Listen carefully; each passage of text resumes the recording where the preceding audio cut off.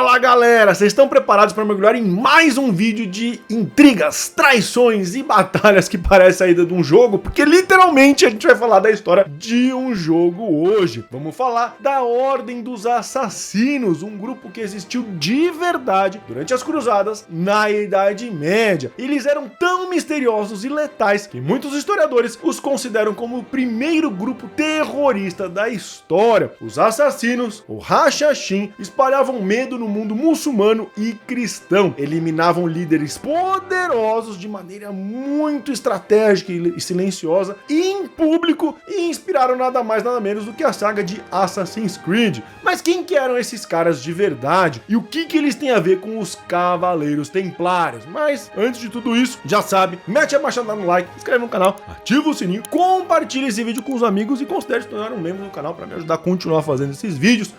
Bora!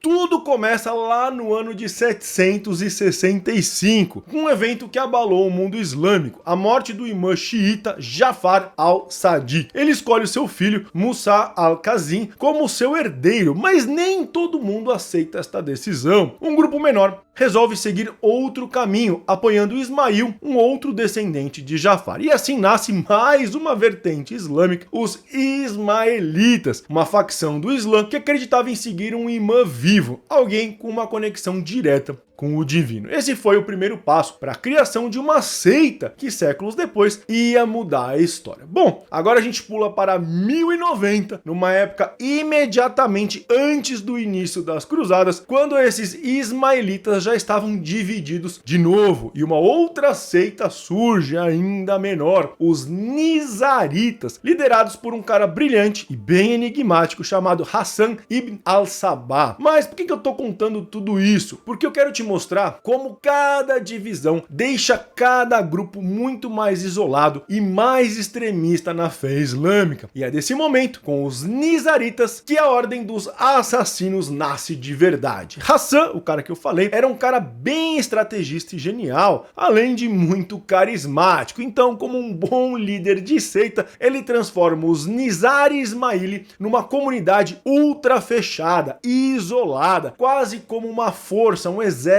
secreto, e os seus seguidores são conhecidos como fedaíns, ou aqueles que se sacrificam. Então eles eram treinados dia e noite para serem leais ao líder, muito ágeis e acima de tudo letais. A missão desses fedaíns era proteger o líder, o Hassan, conquistar novos territórios para a seita e acima de tudo eliminar qualquer um que ameaçasse essa seita das formas mais notórias possíveis. Vemos que esses Nizar Ismaili têm tudo que uma seita extremista tem: um líder egocêntrico e carismático, uma sociedade isolada e assassinatos com objetivos políticos. E para eles se isolarem de verdade, eles vão se esconder nas longínquas e inacessíveis montanhas de Alamut, onde hoje fica parte do Irã, ali no noroeste. Lá eles fizeram a sua fortaleza escondida, chamada de Castelo Alamut, onde eles poderiam ali nas montanhas, intrincados nas montanhas ali, tocar a sua seita em paz sem ninguém encher o saco. Eles vão para lá e capturam a fortaleza que já existia em 1090 e a estendem, fazendo ela virar o QG dos assassinos, um lugar onde eles podiam planejar as suas missões secretas sem medo de invasões. Mas não se engane, os assassinos não eram só guerreiros, eles eram mestres em espionagem, disfarces e táticas psicológicas, usando o medo como arma para desestabilizar os seus inimigos. E foi exatamente essa fama que os tornou uma lenda. Mas Bruno, por que de Nizar Ismaili eles se passam a chamar assassinos? E o que eles têm a ver com os Cavaleiros Templários? O mais importante, o que é real ou não no jogo Assassin's Creed? É isso que nós vamos ver daqui a pouco. Eu já falei muito aqui nos vídeos sobre a estratégia com cursos, mas eles não oferecem apenas cursos para concurso público não, cara. Se você não gosta de concurso público, mano, a estratégia tem curso para qualquer coisa que você precise fazer prova. Eles têm curso para área de policial, você quer ser policial, crescer na carreira policial?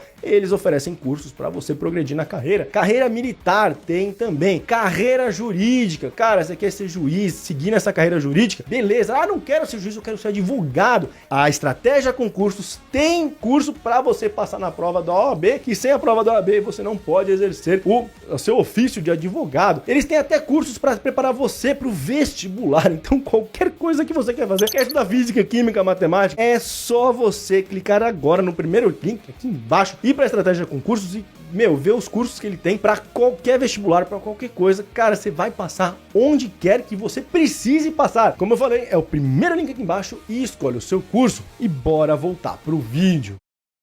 2 anos depois da construção dessa base que eu te falei, em 14 de outubro de 1092, os Nizar Ismaili, ou os assassinos, fazem o seu primeiro grande assassinato. Eles eliminam um cara, o poderoso vizir sunita do Império Seljusta, Nizam al-Mulk. Os nizaristas eram religiosos muçulmanos extremistas, e eles queriam eliminar qualquer um que fosse contra a sua filosofia. Mas não era uma execução comum ir lá e matar o cara, eles queriam fazer disso um evento público, literalmente causar o terrorismo. Quanto mais pessoas presenciassem essa execução, e quanto mais espetacular ela fosse, maior seria o impacto, e segundo eles, mais pessoas conheceriam a sua verdade. E é por esse motivo que eles são conhecidos como o primeiro grupo terrorista, porque eles agiam da mesma forma que os terroristas agem hoje em dia, principalmente os islâmicos, né? Então, nesse primeiro movimento, nesse primeiro assassinato, um nizarista se disfarça de místico. Ele se disfarça ali entre a multidão, se aproxima do vizir sunita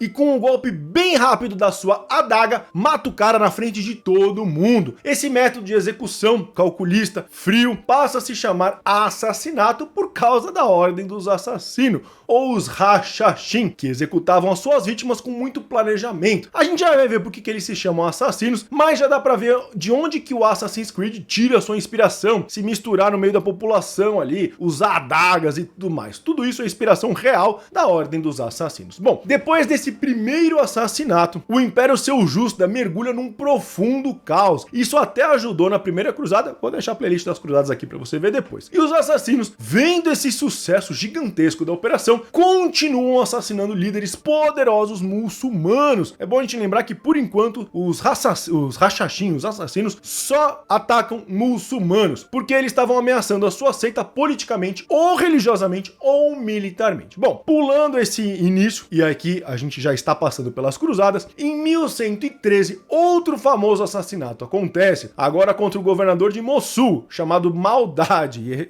Maldade mesmo, é com U, num pátio de uma mesquita em Damasco, onde, numa cena bem igual ao jogo de Assassin's Creed, um assassino se finge agora de mendigo, vai ali passando pela multidão, chega bem pertinho do Maldade e mete uma espada no estômago do cara. Olha isso, mano. Parece cena de filme ou que você está realmente jogando Assassin's Creed, porque os assassinos, na maioria das vezes, iam em duplas ou trios. Eles se disfarçavam de monges, mendigos, ascetas ou qualquer pessoa que pudesse os tornar invisível na sociedade. Eles se misturavam na multidão e, armados com pequenas espadas chamadas de adagas, que eram bem curtas e afiadas, atacavam seus alvos de maneira bem rápida e calculista. Se você jogou Assassin's Creed, você tá vendo o jogo agora. Bom, finalmente vamos falar da onde vem o nome assassino, né? A ordem dos assassinos, ou Hashashin. Bom, o nome dos seguidores de Hassan eram chamados de Fedaíns, ou aqueles que se sacrificam, certo? A gente já viu isso. Então eles sabiam que a missão de assassinato, essa missão de exterminar alguém, era quase um suicídio. Eles estavam se sacrificando pela ordem e eles precisavam de força para realizar a missão sem medo. Assim eles consumiam a droga chamada de hashish, que é um extrato concentrado da cannabis, você entendeu? Que dava a eles calma e concentração, tirando todo o medo. Bom, isso é contestado pelos historiadores hoje, mas sendo verdade ou não que eles consumiam o hashish, o fato é que a ordem se chama Ordem dos Assassinos, Hashashin, porque, verdade ou não, ou mito, né, que fizeram deles, eles eram grandes consumidores de hashish, ou diziam que eles eram grandes consumidores de hashish. Então, verdade ou não, eles passaram a ser conhecidos como os Hashashins, ou no termo correto, Hashishiyun, que significa fumadores de hashish. Bom, aí se é verdade ou não, eles começaram a ser conhecidos pelos inimigos grupos por Hashashin, e aí em português virou assassinos, então os conhecemos hoje como a Ordem dos Assassinos. A Ordem dos Assassinos não era só um grupo de guerreiros sombrios, eles eram estrategistas brilhantes, mestres do disfarce e sim, pioneiros em táticas que lembravam as organizações terroristas de hoje em dia. O plano do líder, o Hassan, era bem ambicioso, ele queria fundar um estado ismaelita independente dos outros, conquistar fortalezas no Oriente Médio e espalhar a sua influência e as suas crenças. Então eles eram um terceiro poder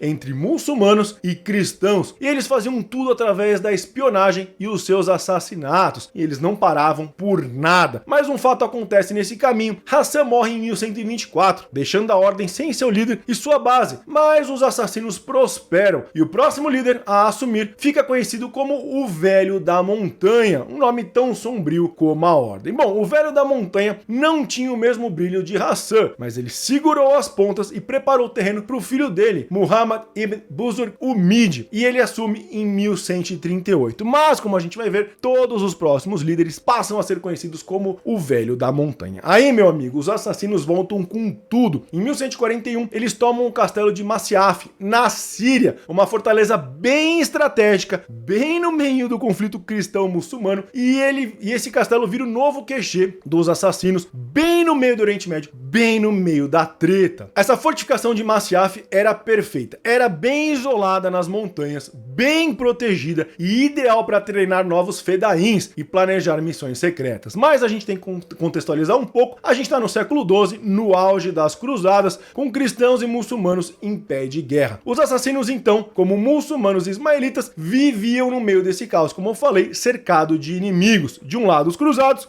incluindo os poderosos templários que queriam dominar a Terra Santa, e de outro, líderes muçulmanos, como agora o lendário Saladino, que consegue reunir novamente, depois da queda dos muçulmanos na primeira cruzada, consegue reunir os muçulmanos de novo, da Síria, do Egito, do Oriente Médio ali como um todo. Só que os assassinos não eram nem muçulmanos e nem cristãos, eles faziam o seu próprio jogo. Em vez de escolher um lado, a Ordem dos Assassinos usavam alianças temporárias com essas duas forças e ataques precisos para sobreviver quando era de interesse deles. Ora eles eram aliados dos cristãos e ora eles eram aliados dos muçulmanos. O novo castelo deles estava em uma área bem estratégica entre as duas forças e era uma importante passagem comercial e militar. Outro ponto é que os templários foram incumbidos mais ou menos nessa época de proteger uma área colada nesse castelo dos assassinos, um lugar conhecido como o Val do Jacó, que teve depois uma importante batalha, a Batalha do Val do Jacó. E dessa proximidade surgiram vários conflitos entre as duas ordens, como os templários matarem um líder assassino que estava voltando para o castelo lá de Masyaf. Várias histórias, muitas intrigas aconteceram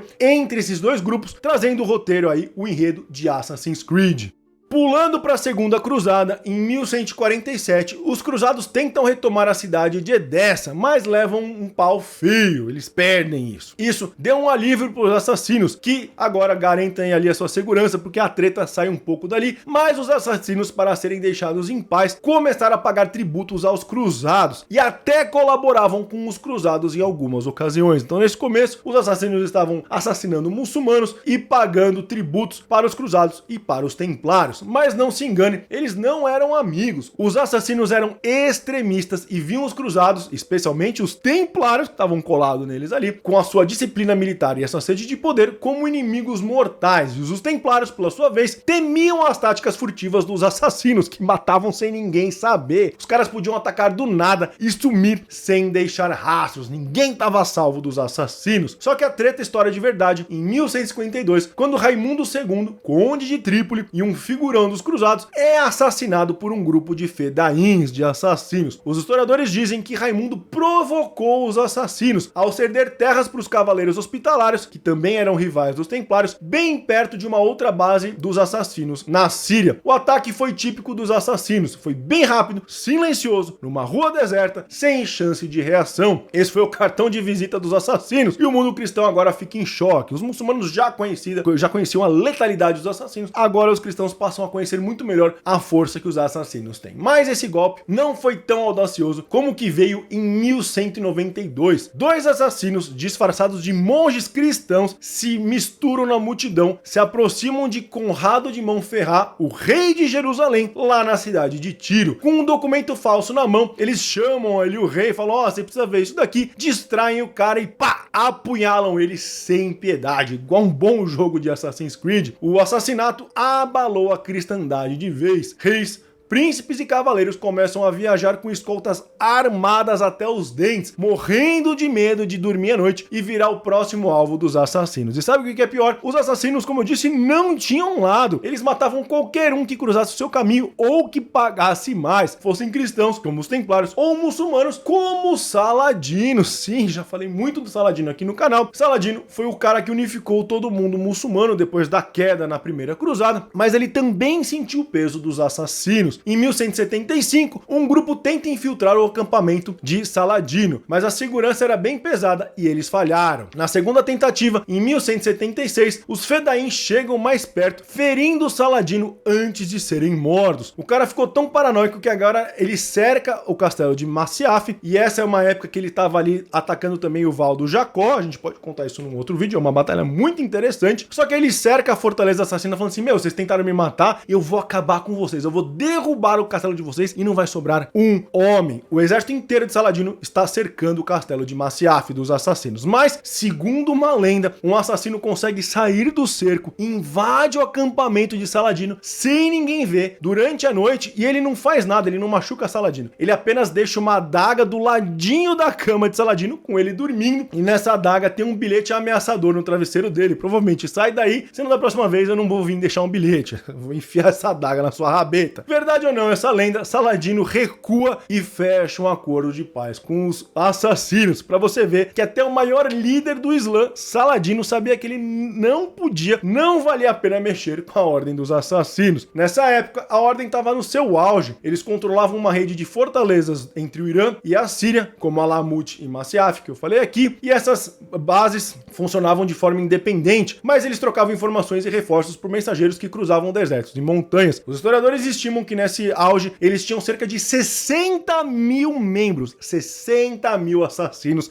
só esperando para receber uma nova missão. Uma das principais fontes de renda dos assassinos também era a espionagem. A informação valia ouro na época, e eles vendiam a informação para quem pagasse mais. Parecia que nada podia parar os assassinos, até que um inimigo imbatível apareceu: os mongóis. Em 1256, Hulagu Khan, líder dos mongóis, trouxe um exército colossal para o Oriente Médio e máquinas de cerco para destruir o castelo de Alamut. Os assassinos até conseguiram resistir bravamente, mas as muralhas não aguentaram. Os mongóis invadiram, massacraram, destruíram todos os assassinos e conseguiram capturar o velho da montanha, que nessa época era Rukin al-Din Kursar, que foi humilhado e executado. Bom, agora você percebeu que qualquer líder dos assassinos também se chamava o velho da montanha, como eu falei. É uma parada parecida com César para os romanos. Depois dessa primeira fortaleza, uma a uma, os castelos dos assassinos foram caindo, destruídos pelos mongóis ou pelos mamelucos do Egito, uma ordem que sucedeu aí. Os mamelucos sucederam o império de Saladino depois. Bom, os mamelucos escravizavam os poucos sobreviventes